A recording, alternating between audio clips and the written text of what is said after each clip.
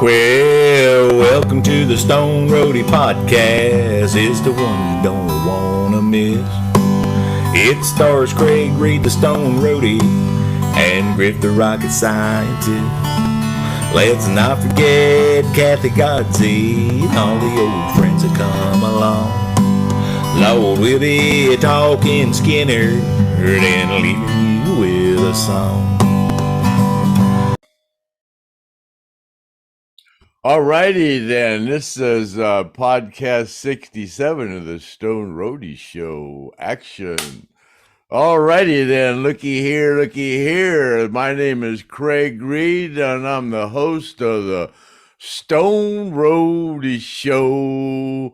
All the skin information y'all want to know is on the Stone Roadie Show. And hey there, looky here. We got Griff Martin, the rocket scientist, as my co-host, and back and returning is MITCH SCOOBY, who we didn't let say much on the last podcast was with Pops. And then we got Jimmy, who just happens to be BB King's bus driver for 14 years, and he said he's BB King's adopted grandson. How about that?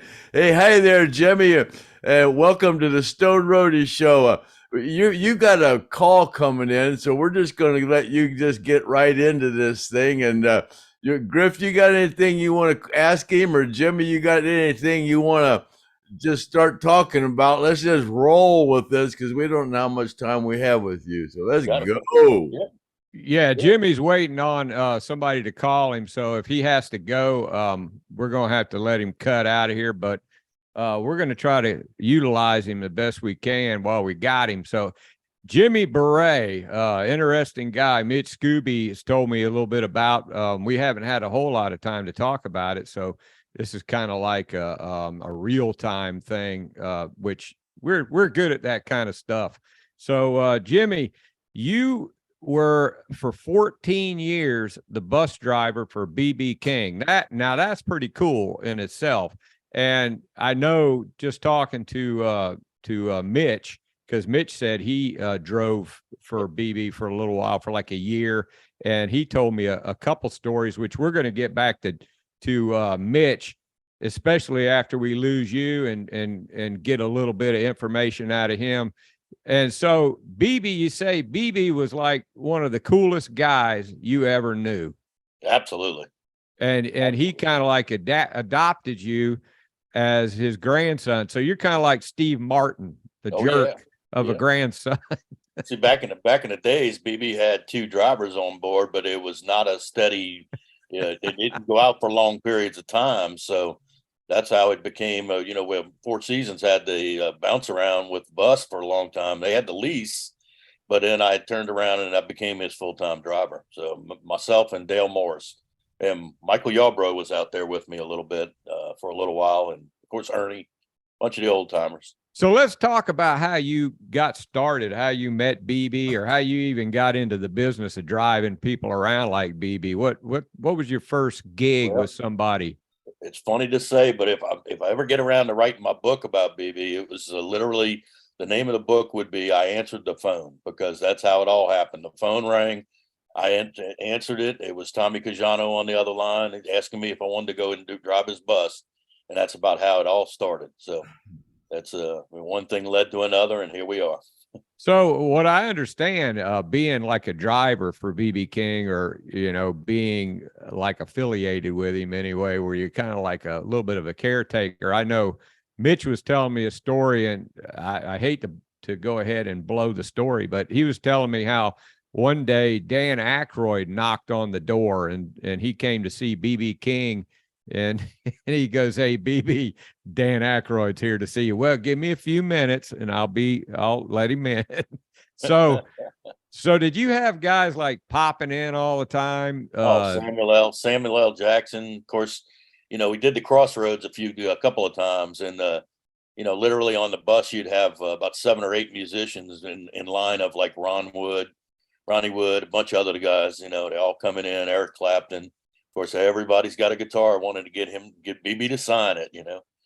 So what was your feel as far as when they came to see BB? Did they already know him, or they wanting to meet him, or what was I guess it depended on who it was. Let's take Eric Clapton, for instance. Did you ever meet Eric through absolutely. BB? Yeah? Absolutely. Yeah. So Eric, give us a little story about how you met Eric Clapton and how he interacted when we with do the you. Crossroads every year, we'd get together, and of course everybody wants to meet up with BB and, you know, and to give their their happiness and hellos and their hugs and all. And then after Eric and BB did the Riding with the King album, and they came very, very close, him and Jimmy Vaughn. So those two right there, every time we'd get to Texas, they would come out and hang out along with Willie Nelson. Of course, Willie liked to come over for many, many reasons, and BB would love to go visit him because of the reason. He said his bus always smelled good. Oh yeah. Well, just like we were afraid of, we lost Jimmy. He had a really important phone call. So what we're going to do is we're going to wait for him to come back, and hopefully we can get him back in. If not, we're going to finish up with Mitch Scooby, but we will have Jimmy back and finish up what we were talking about. So yeah, Mitch. we got a little bit of pre-show out of him, Yeah. just kind of question him, and I want to hear some of them stories about BB. He said he was quite a character. Yeah, he kind of got into all that things that you would imagine somebody in rock and roll would get into, and he got into it with some pretty interesting characters. I want to get back with him, Jimmy. Yeah, so if he doesn't come back, it's just going to be a cliffhanger for you. but we'll go ahead, because people don't realize Mitch Scooby, he's kind of like an introvert when it comes to all these things that he's done, man. You got to drag it out of him a little bit. So Mitch, we were talking about, give us the story about the Dan Aykroyd story, about how he came knocking on the door. I mentioned a little bit about that to Jimmy. Tell us that story when you were driving for BB King, because we'll keep it on a BB King note. Yeah. And just to add a little background to this, most of the time when the artists go out, the bands go out, they lease the buses from different companies, and there's different drivers will go. The same driver could go back with the same band over and over. It's all about logistics, who's where doing what. So BB had a handful of us, and I worked at Four Seasons like Jimmy did, and I got a call one day like, hey, we need you to go out and run with BB King. It's like, okay, fine. So bus is ready to go. I really didn't know what to expect. I figured it'd be a very cool, laid back gig, which it was. And again, like I said, remember, we work for different artists. I could work for like 8 different bands in 1 year. I could be with the same band for 8 months, or on and off for 8 years. Anyhow, first run with BB, I go out, and everything's very, very chill, very laid back. And we're actually we did the Beacon Theater in New York, which everybody loves doing shows at the Beacon. It's acoustically nice to work at. It's an old theater. It's been around forever. And I had the bus out behind the building, and I was busy making sure everything was fine. You clean up a little bit, make sure, cups are thrown away, and there's hot coffee ready to go. And you basically you're basically running a full setup for your artist, making sure they have everything they need. So when they come in after the show, they might need a bottle of water, a towel, make sure the door it's clear, they can get in the doorway and up. So I was tidying up my bus over there on the street on the side of the Beacon, and I hear a knock at the front door, and I kind of stoop down and look, and there's Dan Aykroyd peeking into the window of the bus, and I cracked the door open. I said, "Mr. Aykroyd, how can I help you today?" He said, So you recognized him then, huh, Mitch? You recognized him, and you go, "Damn, what did you think when you saw Dan Aykroyd peeking through the door of the bus?" Well, I knew the Ghostbusters rig was not far behind, and that's just it was Dan. I was just wondering who else was gonna show up. Did you say like to yourself, "Holy shit, that's Dan Aykroyd"? I got to see what he wants. Well, I knew Dan was pretty, besides the Blues Brothers, Dan had always been, I guess, an aficionado, and he's, actually he can play. I mean, the man's a musician, he plays harmonica, and I've known this. And so when I saw Dan at the bus, it made me smile because everybody loved to visit with BB. It was just, as I found out as time went on, everybody liked to spend some time with BB, like Jimmy was saying. So I opened the door. I said, just, come on in, hang on for 1 second. So I got up, I went into the back lounge, and, BB was back there and said, "Hey, BB," I said, "Mr. Dan Aykroyd is here to see you." And BB looked up. He said, "Just tell him I'll be with him in 1 minute." I said, "No problem." So I went back up in the front, told Dan, "Come on in. BB's busy doing something. We'll be with you in a minute." And I looked back, and BB was back there, and he gave me the sign. And I said, "Yeah, go ahead. BB's ready for you." And so Dan went back there and just, they talked about whatever. But we have this happen all the time, though. There's always folks showing up to visit with BB. And like they say on that, was a TV show, Pawn Stars, you never know what's going to walk through that front door. Well, that's what BB's bus was like. You never knew who was going to show up.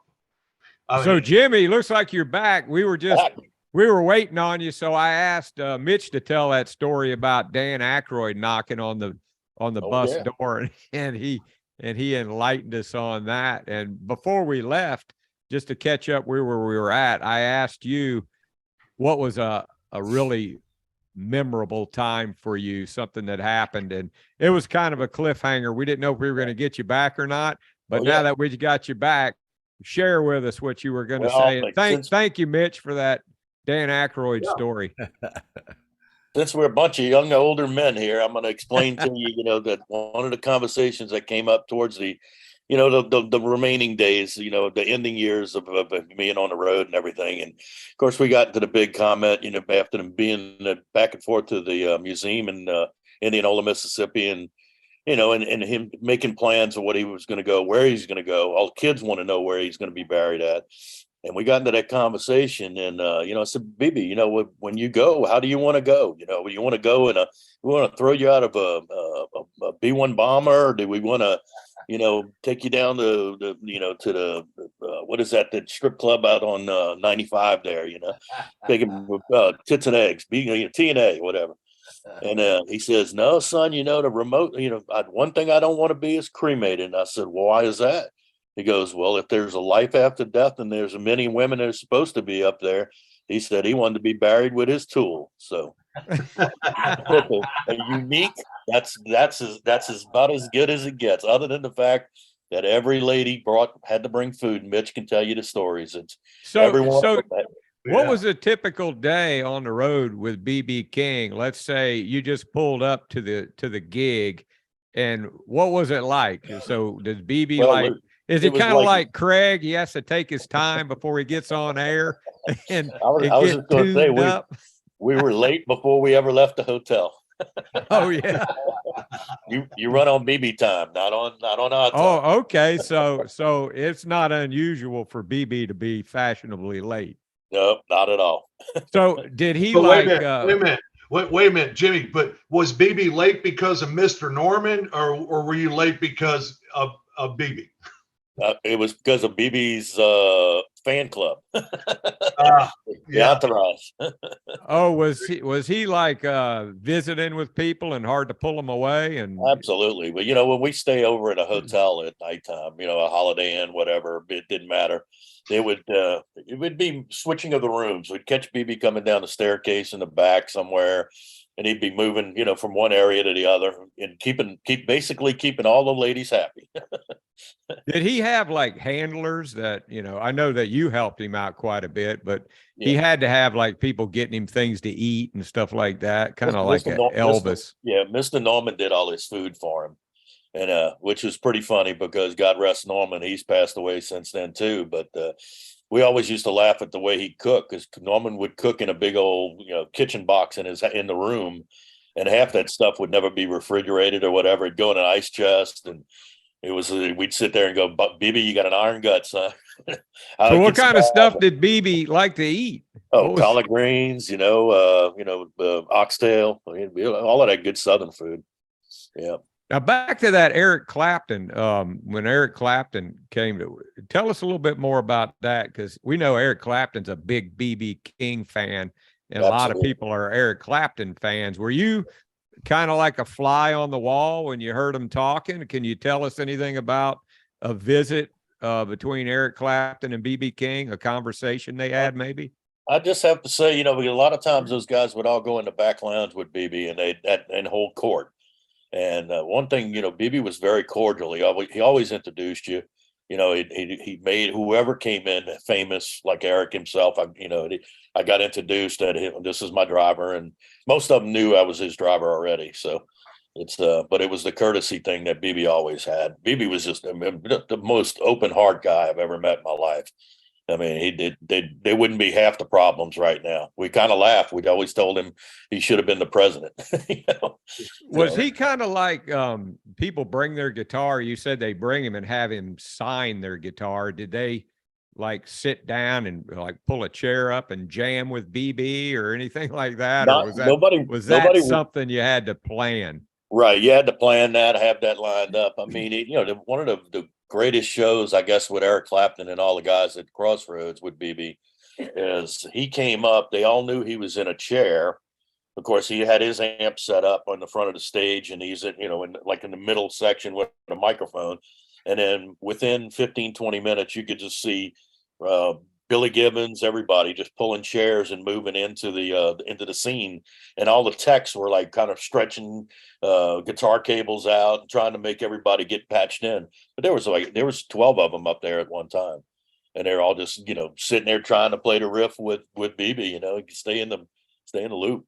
So what's cool about being a driver for BB King is it's almost like he was such a great attraction for other people that you just sat there and all these people came to your bus and wanted to hang out, and you got to meet a lot of people just because BB King was such an icon for the blues, and all these people wanted to sit in and meet him and find out, what he's up to. So back when you first started driving for BB, I imagine, he's a pretty big guy, but back, when, 14, 15 years ago, he was a little bit faster getting around. Did you notice that he was kind of slowing down in his later years, or was he still performing a pretty rigorous schedule, or what was that like? Yeah, well, I was with him, started just right at the end of 99, and that was when he started creeping into the chair, and then we got him a wheelchair. And he started rolling around like that, which was good because the way we all felt, if BB falls, we'd all go home. Everybody, just pretty much like the last show in Chicago at the House of Blues. He called Boogaloo over. They gave him the guitar. They basically threw his leg over, crossed his leg. They put his jacket on, and he said that was it. He'd had enough. So he did it. Oh, wow. Did it his way. Hey, let me just jump in here for a minute. And Mitch can tell you that while he's driving, I'm one of them people that go out there and sit in the jump seat and mess with the driver a lot, Right. Was BB wanting to come up and sit and talk to you? And one thing in particular, I always loved that episode of Fred Sanford and Son, when BB went on the Sanford and Son show. I always loved that. Did he ever talk about that? And did Fred Sanford ever come out and see him? Like we saw Fred Sanford in Las Vegas one time. He was a hoot, man. He used to call Red Fox the most evil bastard in the world. He used to call him a son of a bitch many a times. He was famous. He was in a lot. Did he ever talk about going on that show and being on there with Red Fox? Oh, absolutely. It was a little bit before my time, but he told the stories. It was a lot. I mean, he was on a lot of different things. The Burt Sugarman Midnight Special. I found those through archives and stuff. They're in the museum. But did he spend a lot of time with you up in the jump seat or looking out absolutely. the window? That's what I was going to tell you, Griff. It was two things he'd do. If he came up and rode with me, it was because he wanted to share company and talk. And my buddy Dale, he would always, because he was a little rough rider, he'd be playing on his phone or doing a text message or something, and it'd run over Rumble Strip, and BB would hear it. he'd come up from the back lounge and he would sit there and like make until Dale started driving correctly again. Nothing dangerous, but it was like, what are you doing up here? Why you hitting the rumble strips? And that's what BB was. What can you tell us about BB as far as I know, that we had to be politically correct, but did BB like to partake in any weed or anything like that? Anything you can talk about? You know what? I didn't really go through the era. He had already quit that, but he was, into gambling, smoking. He smoked a lot of cigarettes, back in the day. So yeah. And his favorite place was out there at the Palace Station. I mean, I've run a club. We stayed in that hotel quite a few times, and 2 or 3 of the regular gamblers in there would come in and be like, "Where's BB at?" Just because they'd be sitting there playing, So BB was single then. He wasn't married. No.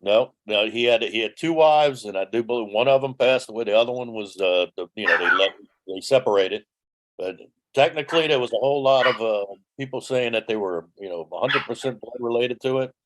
If they had to do a DNA thing, it'd been a scary sight. Okay. I had more chance of being one of the kids than some of the other ones. But, yeah, there's only one kid and one grandson in the family. It's Kevin Williams. He's from BB's daughter, one of the close daughters. And Kevin is the only biological grandson that physically looked like BB when he was younger. So. Wow. Did you ever like hang around while BB was practicing his guitar and he was like bullshitting with you and he's sitting there playing some blues and you're thinking to yourself, damn man, I'm standing right here and BB King's playing his guitar, I'll say this, that honestly, BB never really practiced. He never played. He had a talent that he didn't have to do that, I guess. Oh, so he didn't really need to practice, huh? No. Never pulled that guitar out other than on stage. He'd walk on stage, put that guitar on, and start going to town. I saw an interview with George Harrison, and he basically said the same thing. He said, I'm a great guitar player, but not as good as I could be because I don't practice enough. Right. But, BB's one of those guys where he could just play a perpetual blues, he could just keep the blues going on and on and on. And I guess that's what Eric Clapton and those guys really found fond about him, was he was such a great blues player, Oh, yeah.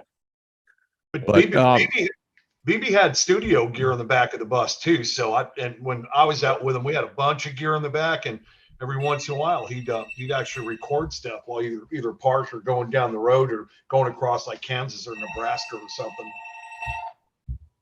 What kind of crowds did you have like at the concerts for BB? Was it old rockers or was it black people, white people? What was it like? Yeah, we got a big mixture of a lot of people. I mean, you got some of the young crowd, and I found a lot more of the crowd overseas was definitely younger. They were, the Gotham Fest and all of that stuff. You'd see those same kind of people over there, but. Of course, I never went to overseas and got to do any of that driving, but all the United States stuff I did. So. How long would a tour typically last with BB compared to somebody else? Was he like just the same as anybody else that you dealt with as far as touring? We were doing 250 shows a year, so that's he was doing. So he didn't have any problems. He didn't have. He was a working man. Oh, absolutely. Yep. Towards the end, it got to the point where we were doing 3 weeks on, 3 weeks off. But most of the time, it was 3 weeks leaving from Vegas back to the East Coast to go do shows on that, out that neck of the woods. So it was, basically you didn't do 3 weeks off. You were doing basically 3 weeks of traveling somewhere, and he would ride everywhere. He couldn't stand flying. So, well, a lot of people don't realize, what a lot of people do on their time off, like Willie Nelson. I actually met Willie Nelson a long time ago at a hotel, and I didn't know, but the guy's an avid jogger. He likes to jog, smoke pot and jog.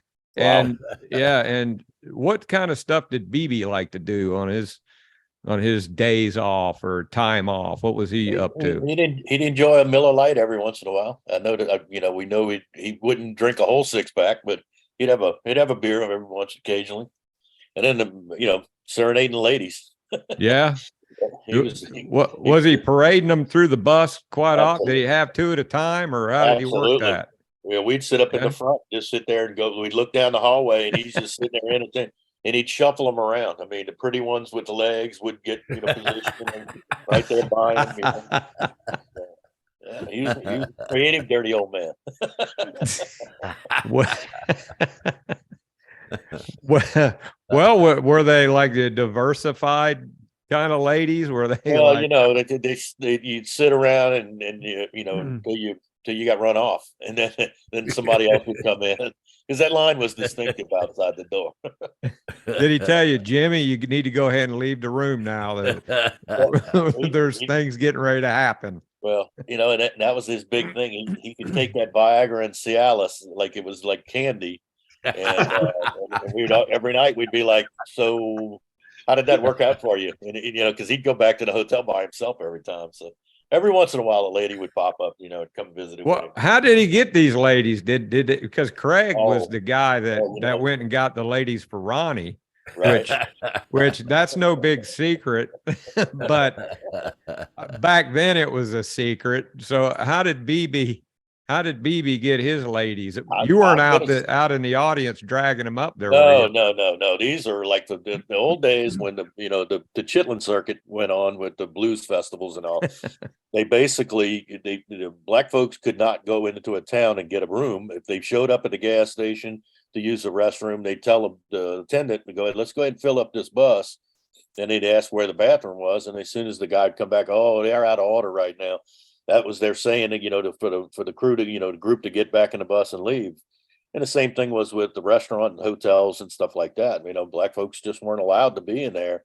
And that's where a lot of these women that have become, mostly of the, history friends of BB was they'd cook their meals and they'd bring out meals to them. And then they'd also provide hotel rooms or a room at their house, because we've stayed at houses before. Like in Arkansas, up there, Fort Smith or whatever. We stayed at this one guy's plantation home, big old mansion. But back in the day, he said, we never had this before. So that's, he's got that clientele that came around because, that was their lifestyle. That he had to. Well, when he was like promoting albums or things, music that he just put out, and he would get invited to do interviews and things like, let's say Good Morning America or whatever.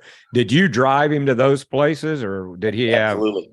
Yeah? Absolutely. Yep. I even drove BB to his grammar school and actually got to meet his one of his teachers. But I remember backing the bus up over the cattle guard out in Kilmichael, Mississippi. And that they said the only bus that has ever gone across that was a yellow school bus. So to be able to take his bus all the way to the schoolhouse and park the front door, but then get off and enjoy that visual. It was a lot of good times like that.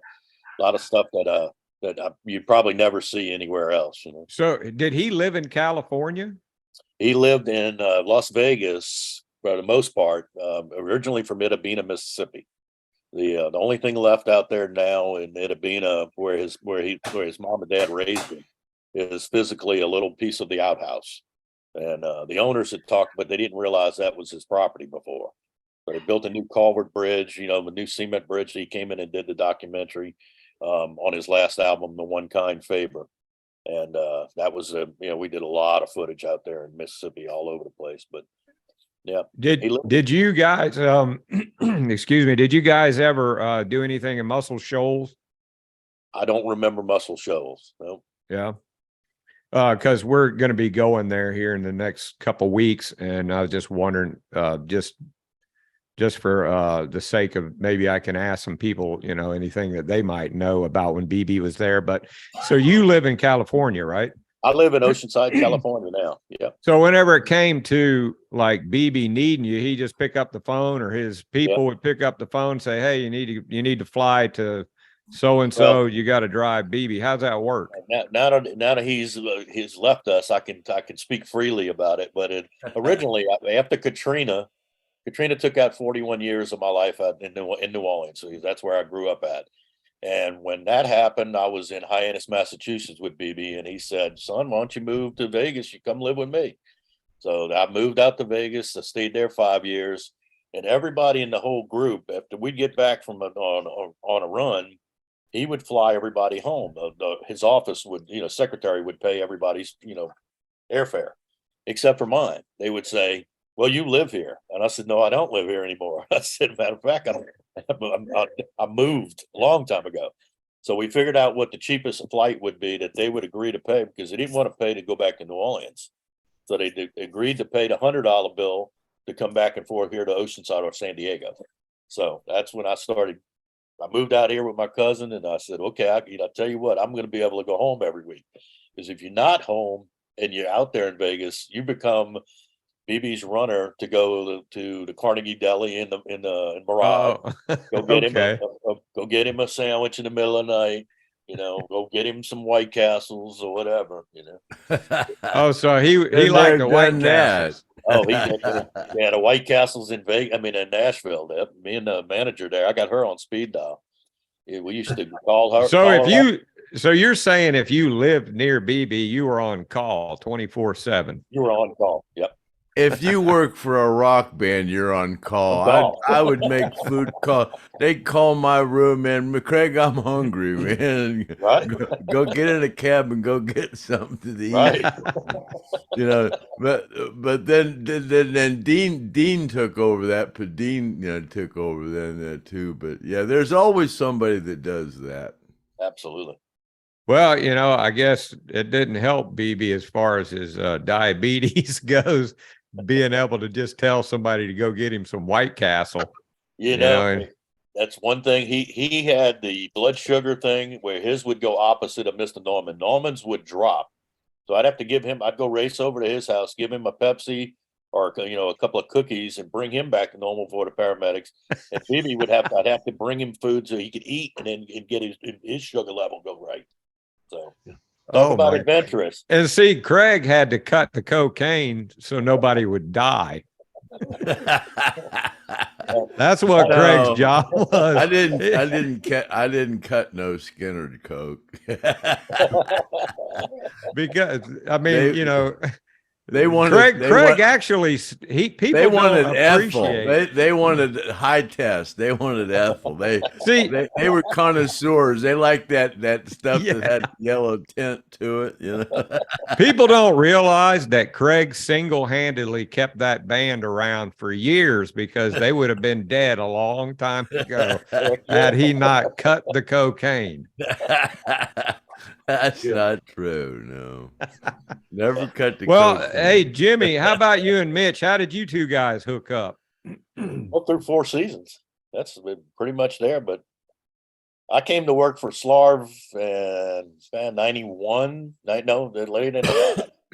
And it pretty much took off. I mean, I was one of those drivers that got on a tour and stayed out.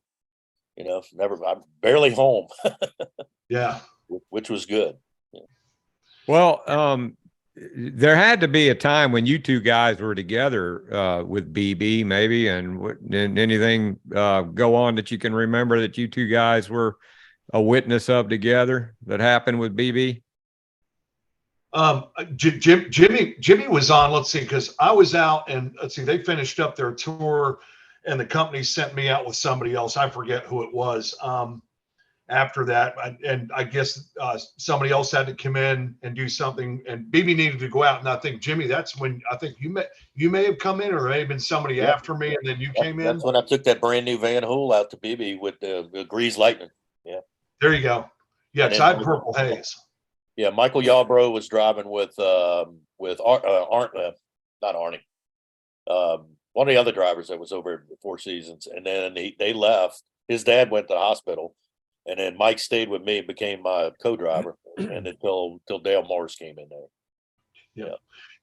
Did you take BB to do recording stuff like at the studio? We did One Kind Favor out there in LA and Westwood with Dr. John and a bunch of other people, and that was a lot of fun. And some of the other real cool things that I've taken him to is of course the White House. And my favorite political story is Katrina was wrapped around George Bush Jr. So he was in charge, and of course there was a lot of controversy on it. So I'm in the elevator. George is on one side of me. BB's right next to me. He turns around and he looks at George and he says, "Whatever you do, don't mention nothing about Katrina." And George just looked at him. He looked at me. He looked at him. He looked at me. BB told him, he said, "He ain't gonna do nothing in here." You didn't have the Secret Service in there with you? There was no Secret Service but me and BB and him. So, that's crazy. But he knows the story now because my mother, we flew up to upstate New York together, and the whole FEMA was getting on the plane. We had to deboard the plane, wait for them to get on.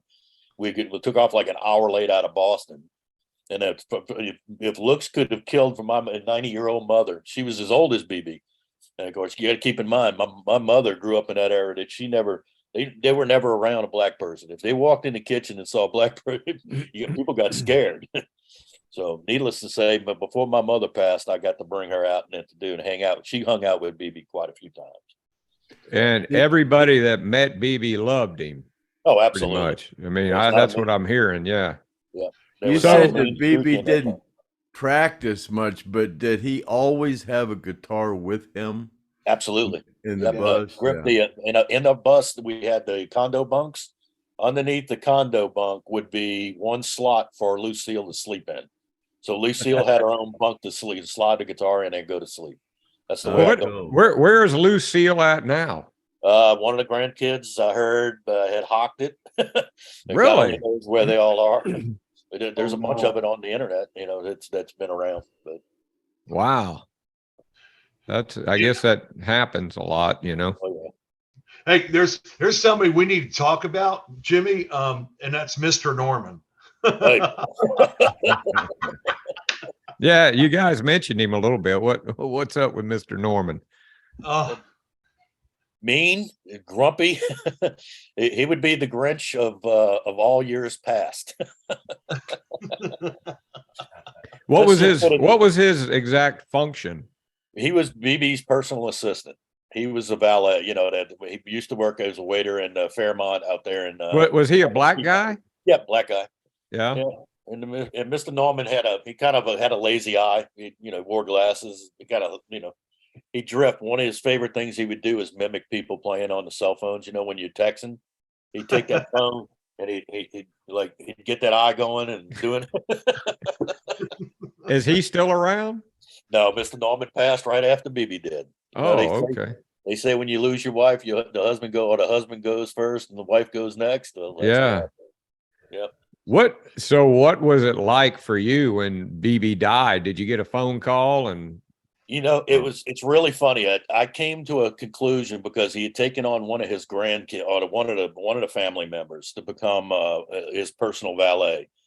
And he got to the point where it was a lot of feuding, and Mitch could tell you, with Reggie on board, there's a lot of animosity. The one thing they wanted to be on BB's bus. BB insisted on me being his driver. So that's the way it stayed. It never changed. And the philosophy behind that is that, there was a little bit of animosity behind the scenes. So one day BB just came to me out of the blue and he said, "Jimmy, look, this is not going to be, we're not doing this every 5 years." Because it started out with Sherman, his road manager. We did 5 years in a row and 250 shows a year. So you'd sit there and bang them out. We'd think, well, we're going to go out for one more year. No, here we are, 3 more years. So, but BB was, Norman was a good man with all of that. But there was a time when, like I said, BB came to me and said, "If you want to give, turn it in and give in the towel now and, and get on with your life, feel free." So I did it because I read between the line. I saw what was going on. I saw him not getting well. He was going to hospitals a lot more. So fortunately, I did the right thing. But and you mentioned something about maybe writing a book, so it could be kind of like a reverse Driving Miss Daisy. Absolutely,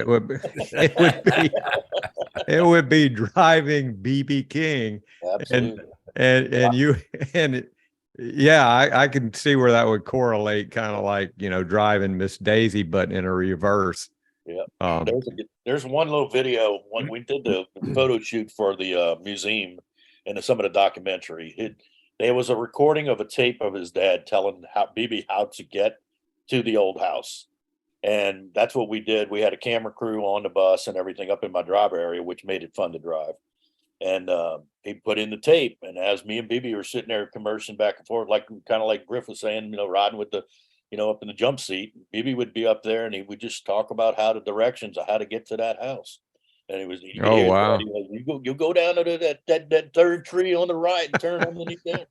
It was very cool to get those, the interactions in those, those days. But did BB leave you anything of significance? Like, did he leave you anything, any kind of a personal item, or because you were kind of close to him, so you'd think he would.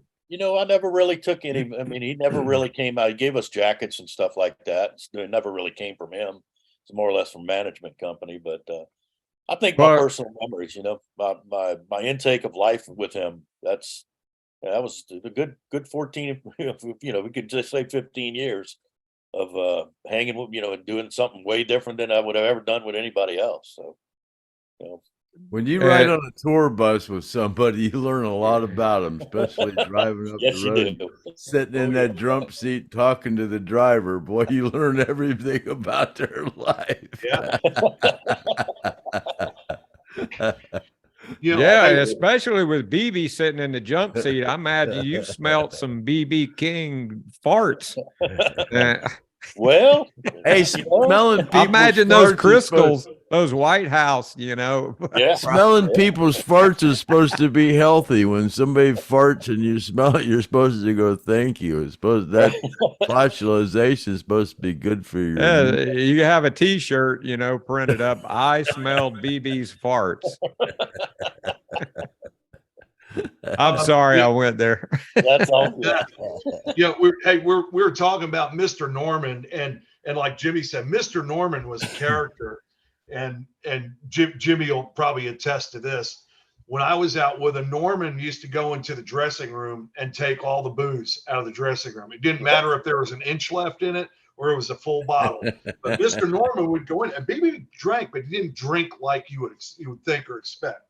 So what Norman did was he filled up a whole bunk up in the front on the driver's side of the bus, and he packed that thing out. We were out for, I don't know, 4 or 5, 6 months, and that whole front, the top of that bunk was full of booze. We're talking everything from Dom Perignon to Jack Daniels to gin.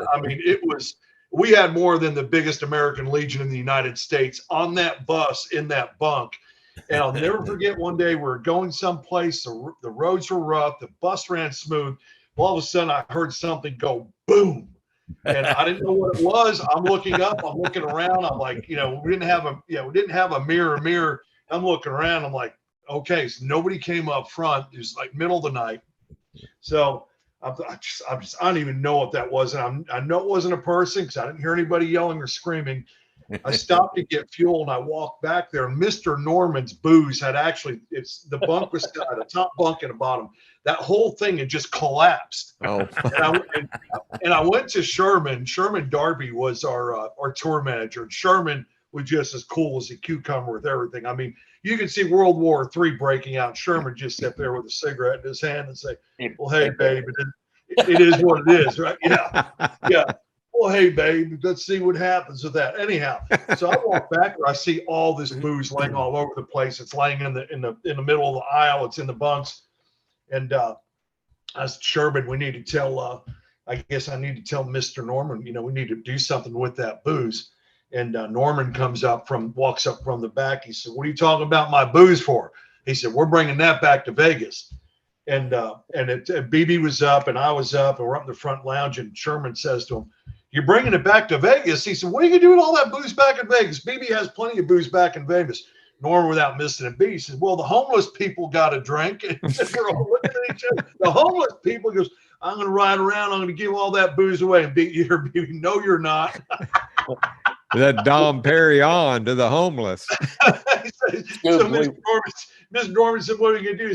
I said, "Maybe we ought to put it in suitcases and put it in the truck or something like that." So that's what we ended up doing. We probably had like 4 full-size suitcases of booze and then boxes of it, and we filled up a whole bay with nothing but liquor. And like I said, we rivaled any American Legion or bar in the United States with just all the booze that was left over. But lots of Glenn Norman, yeah, but Mr. Norman, this is Mr. Norman to give you a little insight. The first day I met the man, I was standing, and I've always done this with every artist I've worked with. They're getting on the bus. I stay by the front door, make sure the door stays open. They're not going to trip or fall on anything. BB comes over. "Hello, how you doing? My name is nice to meet you, Mr. King." He said, "No, my name is BB." I said, "Yes, sir. Nice to meet you, BB." And then he gets on the bus, and I'm picking up floor mats and stuff and getting ready to leave. Mr. Norman standing outside. I said, "How you doing, sir? My name is Mitch." He said, "Your name is what?" I said, "My name is Mitch." He said, "Oh, okay." I said, "And I didn't catch your name, sir." He said, "My name is Asshole, Mr. Fucking Asshole."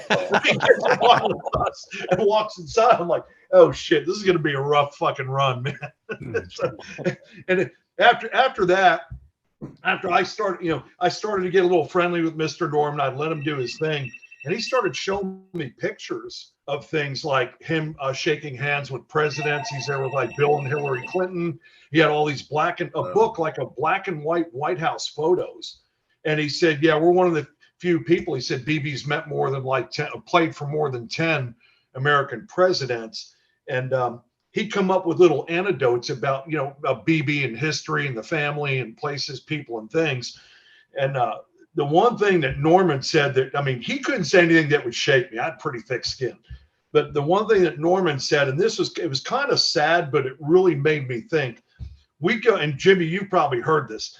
We go into some of these towns and Norman would say, "Where are we at?" Right. "We're in XYZ, Arkansas. We're in XYZ, Georgia, someplace." And he stopped me, think about it for a minute. He said, "We were here about 30 years ago. They wouldn't let us use the bathroom. They wouldn't let us get off the bus. They wouldn't even let us eat food with the white people in here." And he'd turn around and walk in the back, and you're sitting there like, God, that would come up once in a while. But when he would say that and you're sitting there as part of that organization, it would make you think, he's right. He's seen, him and BB had seen everything. They've done everything. They've been everywhere. They played everywhere. When something like that would get thrown in front of you, just be like, you're thinking, what does this world come to? Is just, you didn't know what to say. I could never think of anything to say. There was nothing I wanted to say. I would just kind of not say a word and just, take a deep breath. But that was Norman. He was just, he was just full of life. He was a character. You just never knew what was going to happen with Mr. Norman. But Mr. Norman also he was BB's right-hand guy. So to add to that, Mitch, something that a lot of people didn't know about Norman, but he actually stole a train years ago. Stole it. So they put that in that category with his resume. But wow. You know how it is when they wrote, anytime we did the Indianola Mardi Gras, the homecoming parade, a lot of times BB would be so tired from the night before, he'd go in the back and sleep. And then we'd dress Norman up in the front because he looked like him a little bit. But of course, like Mitch was saying, Norman's philosophy, somebody would come up and go, "Wow, you guys kind of look alike."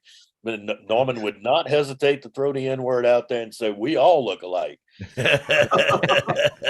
Like Mitch is saying, here we are, the white guys, the token white boys, and you're sitting there dealing with, okay, well, that would I work for some racial people, Well, Mitch, you could have told BB, you went from riding way in the back of the bus to owning your own bus.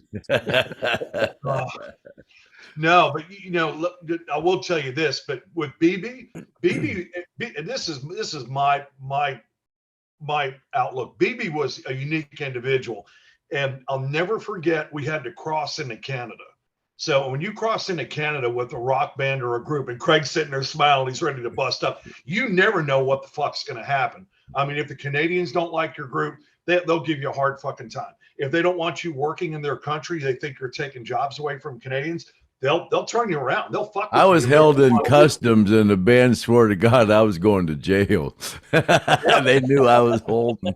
Oh, yeah.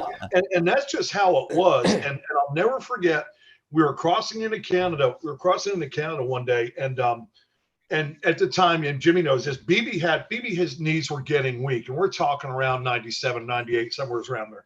His knees were weak, and it was cold out, and we do everything we could to make sure that he stayed warm. He wouldn't slip and fall. We'd shovel snow. We'd move ice. We'd do anything to make sure that he had a clear path to where he was going, and he'd get there safely.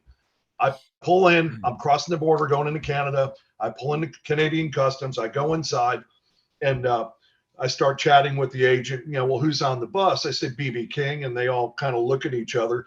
And he's looking at my stuff, and he goes, oh, he said, okay, it's your birthday today, too. I said, yes, sir, it is. He goes, okay, well, happy birthday. I said, well, thanks. I appreciate that. And I said, are we good to go? He said, no, we'd like to have Mr. King come inside. I'm like, I said, listen, can we do something? I said, his knees are hurting, and probably help him out if he didn't have to come off the bus and come inside.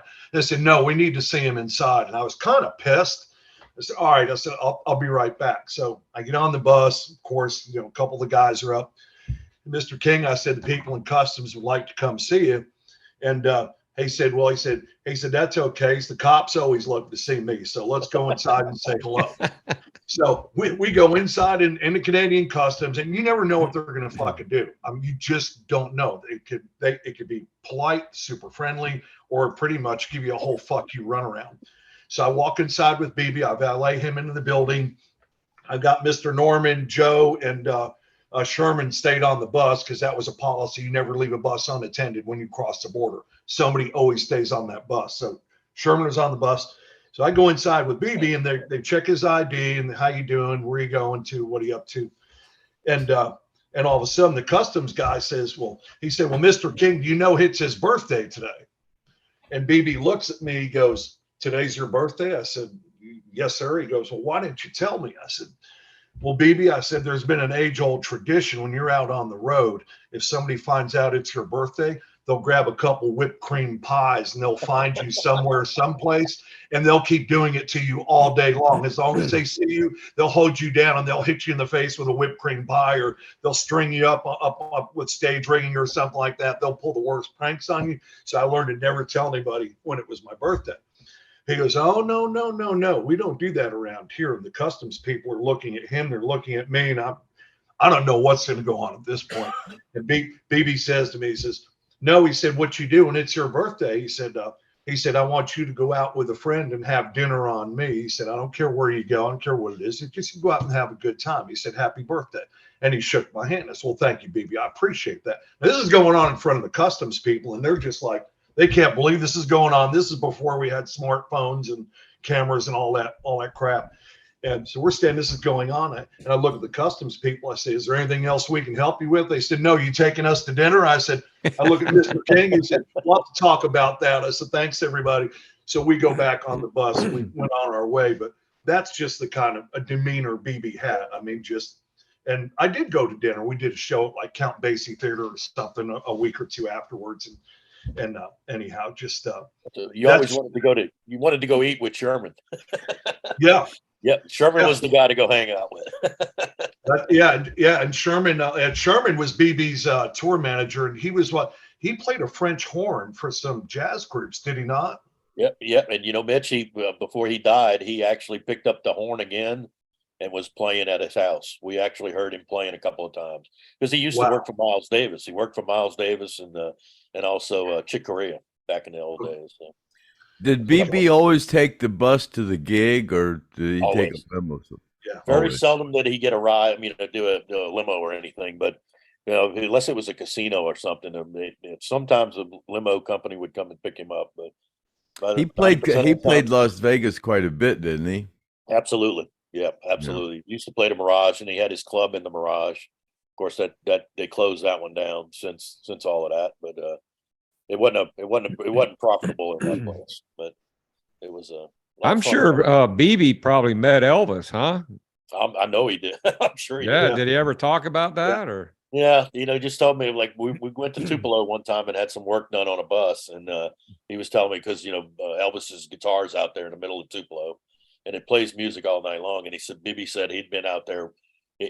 One of his experiences was they both played the guitar out in front of that sign one time.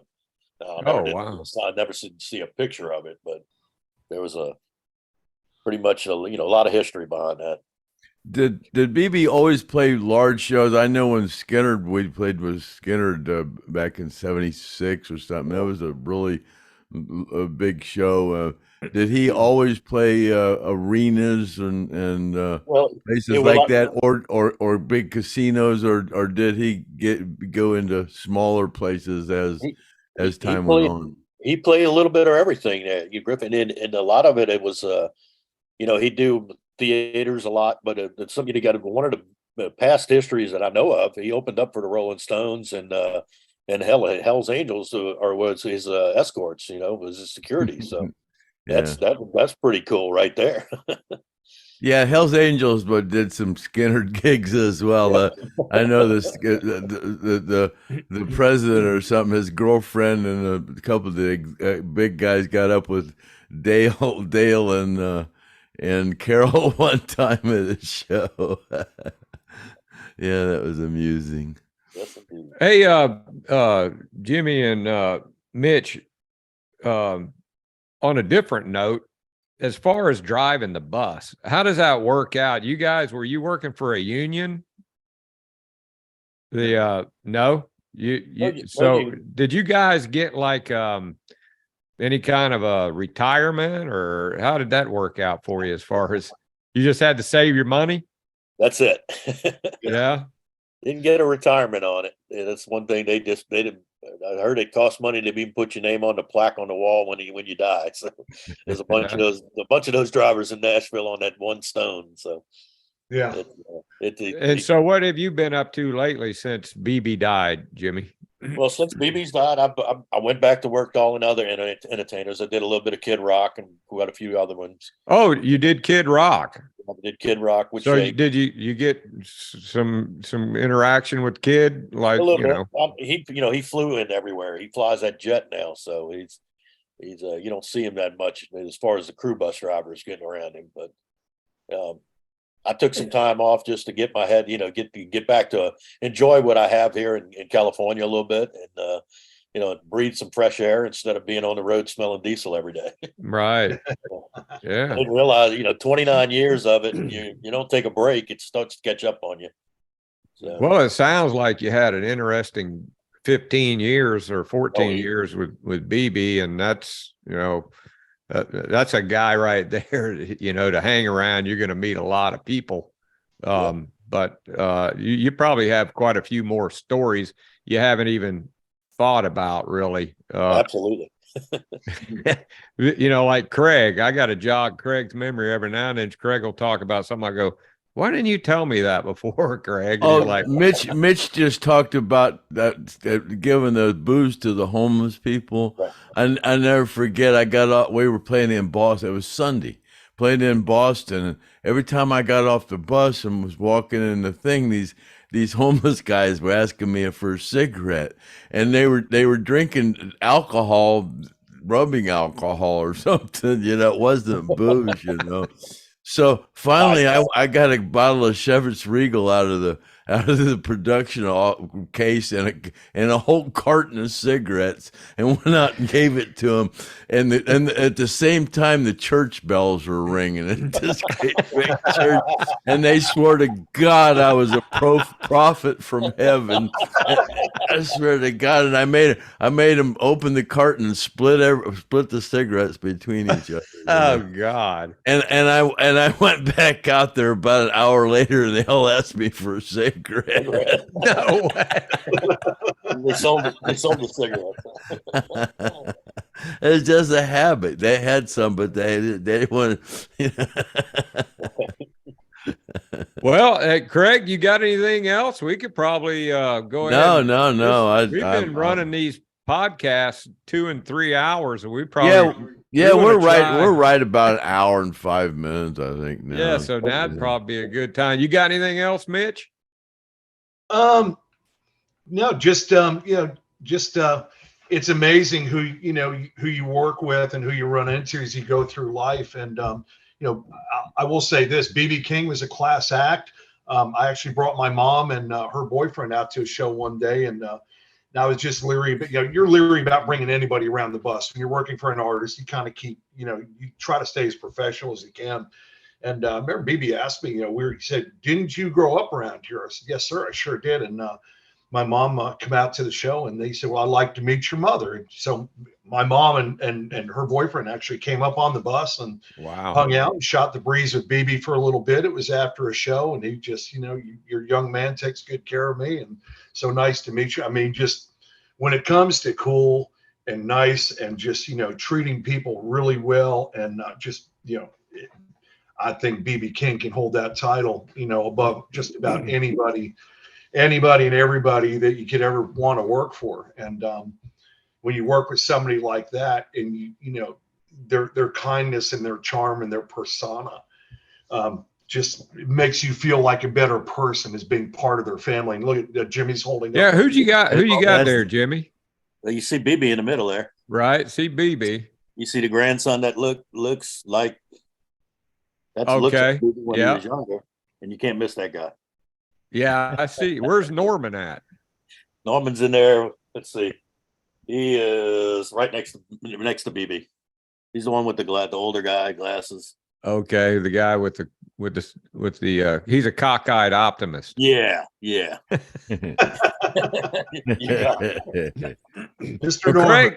Craig, you got anything you want to talk about? No. I just want to say, we started this thing March 14th of 2022, and we we kind of said, it'd probably take us a year to get. I did a little research on doing podcasts before I ever started. They said it'll take, before you start making any money at it, you got to have 1,000 subscriptions. So we just started doing them, and me and Griff would say, "Hey man, like and subscribe."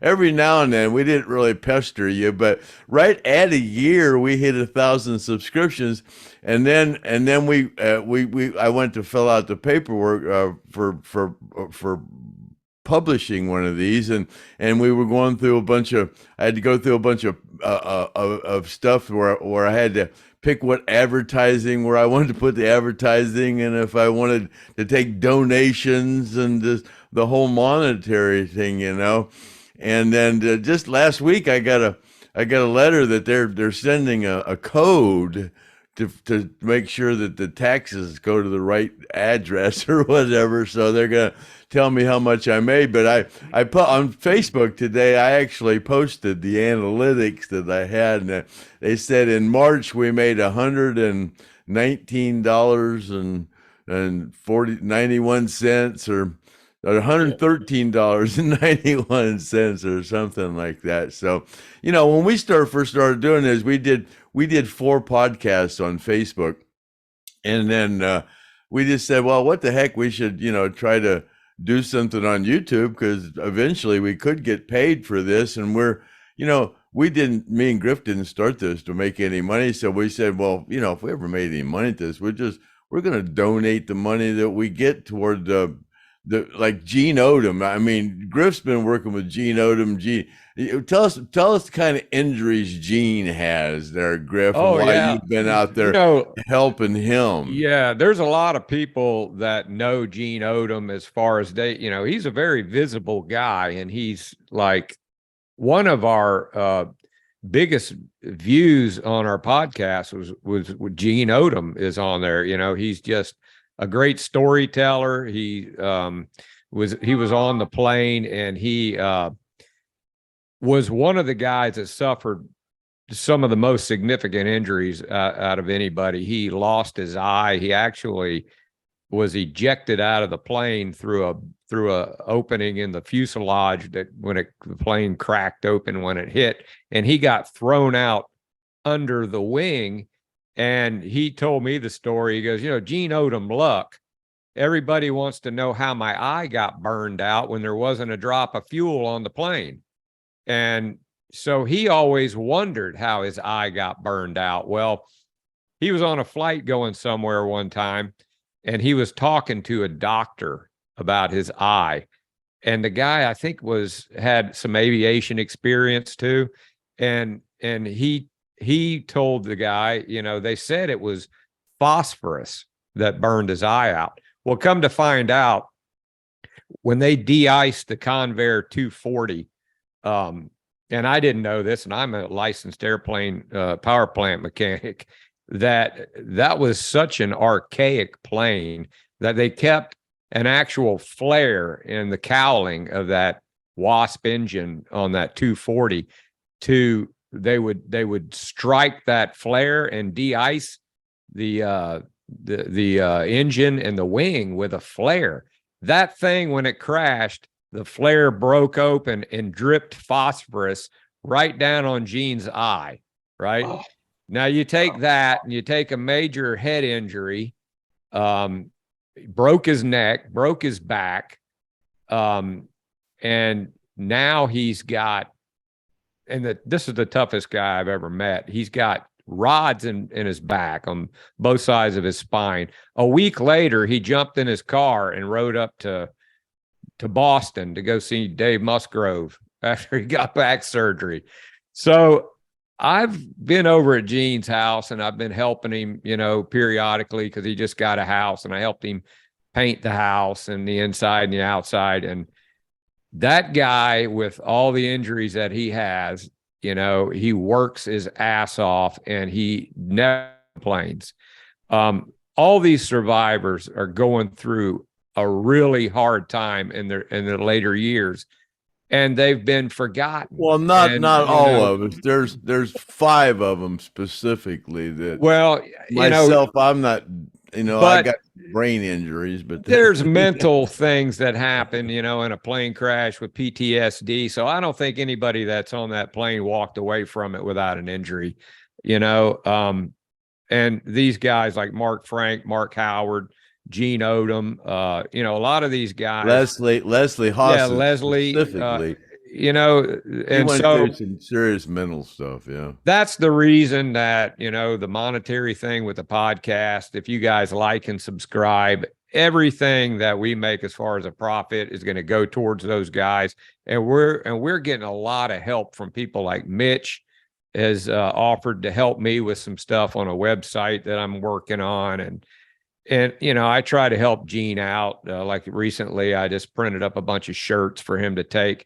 And, there's some people in the inner circle that for some reason, they just have to block somebody like Gene when he tries to get ahead. He tries to sell a book or a T-shirt, and, they complain about it, and so I just kind of like to see people leave these guys alone. And we appreciate all the support, to the survivors that need help and like and subscribe to the podcast. And we appreciate Mitch, and Jimmy, you guys coming on here, because the viewers really love these stories, and it helps the podcast, and it helps get out the information before, the people that did all these things are long gone, So Craig didn't have to write a book. He just did a podcast. Well, specifically today, I had 2 people call me that do podcasts that just love our pod. And one of them is a series. I mean, his podcasts look like movie quality, Wow. It's really cool. I'm not going to get into specifics, but he wants to get with me and Griff, and I gave him my phone number. I told him to call me, but we were doing a podcast today, and yeah, people.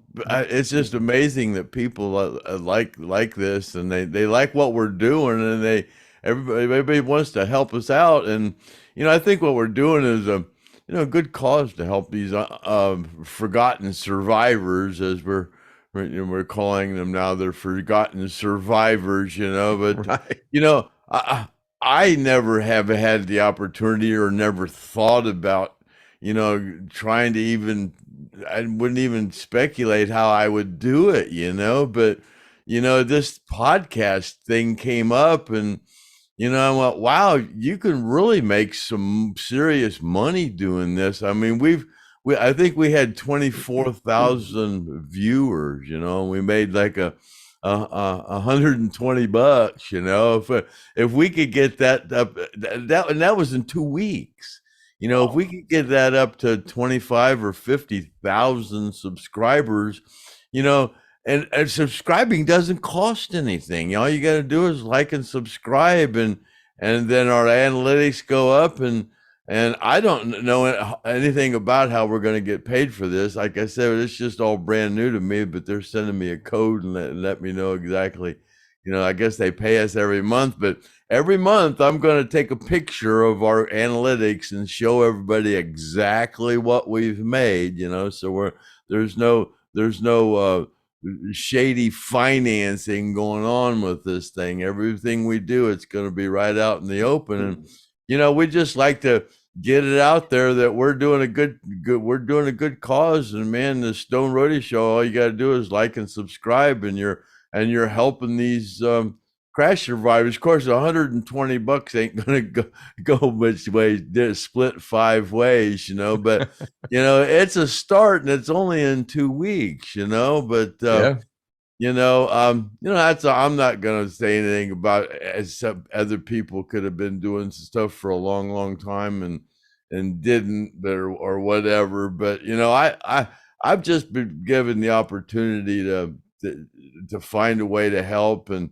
you know, and Mark Frank needs a TV. I mean, I guess I thought he was actually in a nursing home. I've been corrected on that. He's just living in a kind of an assisted living community, you know, and he's kind of on his own, but I guess he needs a TV. And dang it, I want to get him the best TV you can dang buy. And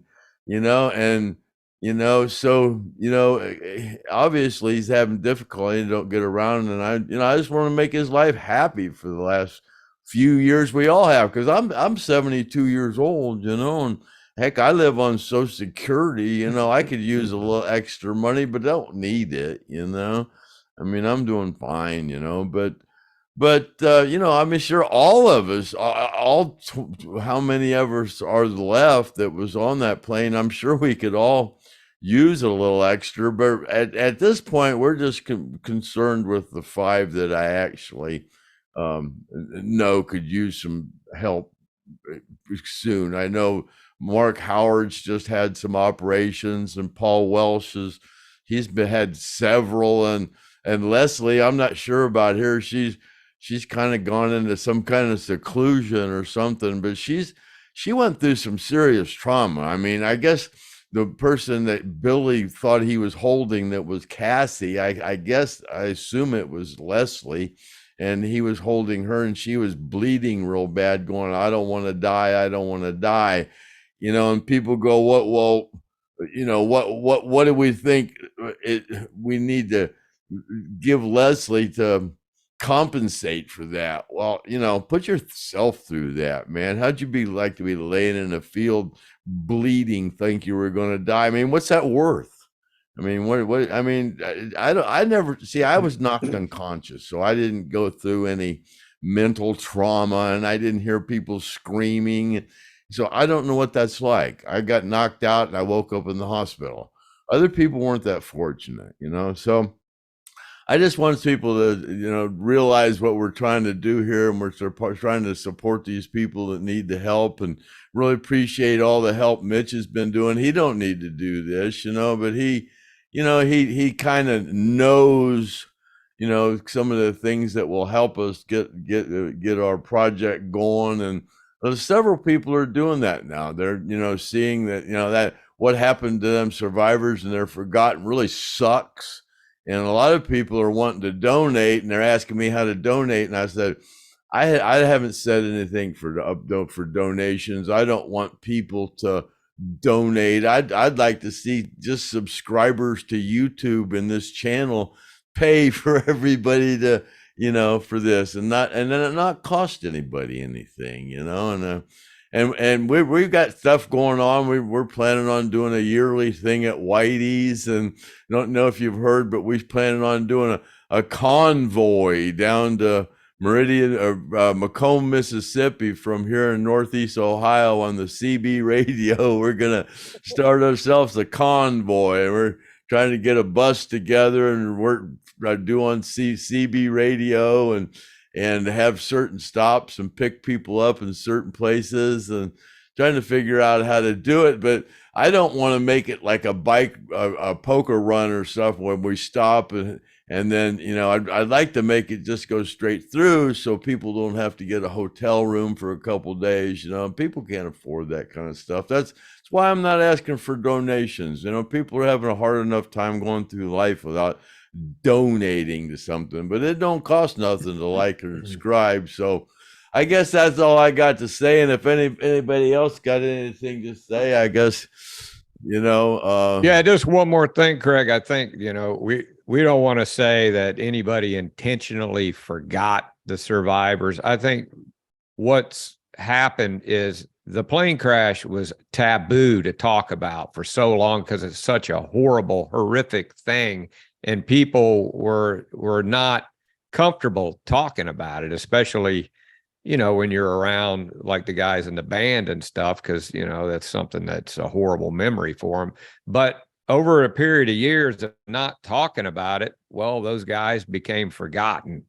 And now it's time to remember them, you know, and it's time to help. And so just hit that like and subscribe. And, you know, these were working guys, man. These are guys that ran the lights, the monitors, you know, the sound. They were working guys. They weren't guys that were getting royalties. You know, they need every penny they can get. And now in their later years, they're suffering from their injuries. And we don't want to go on too much more about it because, you know, we don't want to feel like we're pushing it down anybody's throat. But that's, you know, the attack that we've had a couple times about we're trying to profit from something, and that's not the case. So, well, I'm not going to try to point any fingers either, but maybe me and Mitch can try to put our 2 cents in. I think any kind of situation like that, it realistically comes down to the management was at fault for not making sure there was enough insurance on this plane. It's not the band's responsibility to. The manager is supposed to think all that, you know. I mean, all of us now have insurance to cover uninsured motorists, and there was only like $1.5 million for everybody on that plane to split, and that was not thought of very well, I don't think, and that's the management's fault. Ultimately, it wasn't the band's, but. You know, people say, well, what do you think Ronnie would have done? I think Ronnie would have kind of felt responsible for this because he's the one that said, hey, get on the plane, you know, and it was kind of like people say, you get on and you're fired. That's kind of almost, I don't want to say that's absolutely truth, but, you know, Steve didn't want to be on that plane. Cassie didn't want to be on that plane. Leslie didn't want to be on that plane.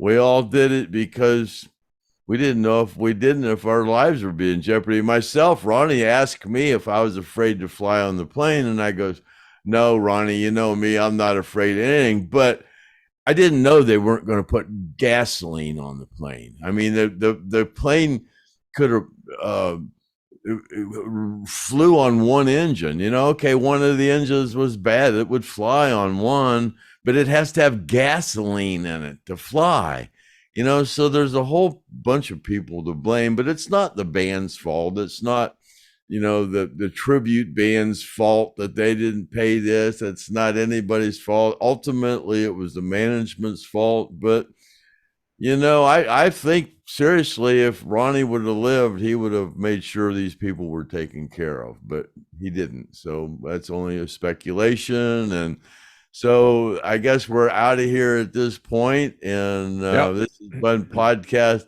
67, and I'm the Stone Roadie Craig Reed with my co-host, the rocket scientist Griff Martin, and my old buddy Mitch Scooby, and our new friend Jim, who was the King's bus driver. And I guess we're gonna call that a wrap. And I would normally wrap this up by singing happy trails to you till we meet again, but I think Griff's going to edit that in by somebody that can actually sing. So happy trails to you, and may the good Lord take a liking to you.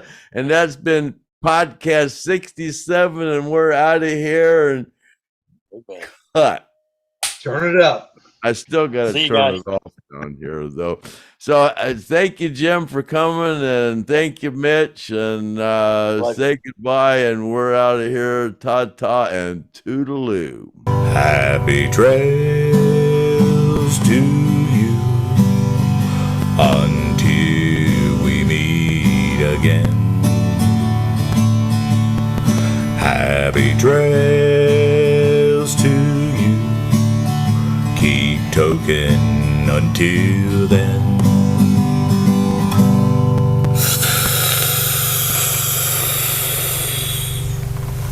Yeah, the Road Stoney Show.